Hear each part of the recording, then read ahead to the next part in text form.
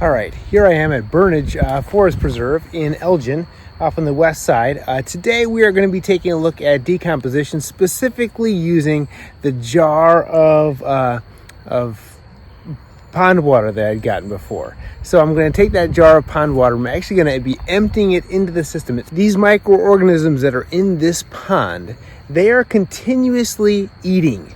So the decaying organisms that are in there, they are breaking down, and we have bacteria and snails and a lot of other decomposers that are taking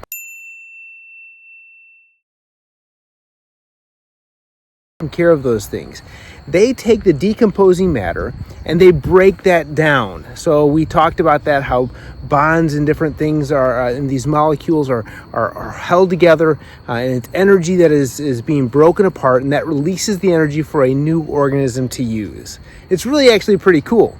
Now, the release of that waste, that's what causes that smell, and it's gas. Now, I know it's gross, but you do the same thing. When you eat things, you break down those organisms, and the same thing happens. Decomposition, your body is breaking that down. You're using that stuff for your own good. So here's what we're going to do today. I'm going to be emptying this jar of pond water, which is showing us some awesome stuff. If you haven't watched it, you might want to see one of the coolest things. I'll link it in a little note up here or something like that, that you can actually see that pond water, because it's awesome. Something that amazing came out of it. Now, it did die and it's decomposed as well. So I'm going to empty that out here, and then I'm going to try to fill it up and put some water in there that could be more sustainable for a longer period of time. So that's my activity for today. You can watch as I do that, or you can just fast forward to the end to see which standards we hit and what we're doing scientifically today, because honestly, science is awesome.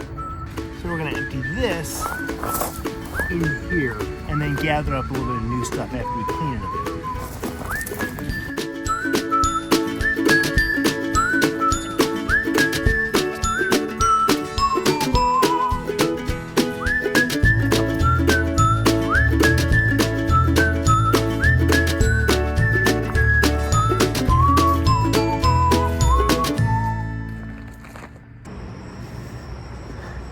All right, so it's Sunday, it's the next day, and I have taken this pond water and I have let it sit overnight so that all the sediment was able to kind of shuffle down to the very bottom. So you're going to be able to see, I'm going to do a little close up here, so you're going to be able to see what's inside this jar. If you take a look at the next video, which I will link here at the end, you'll be able to see the much larger version where it just has all of these different things. You'll even be able to identify them.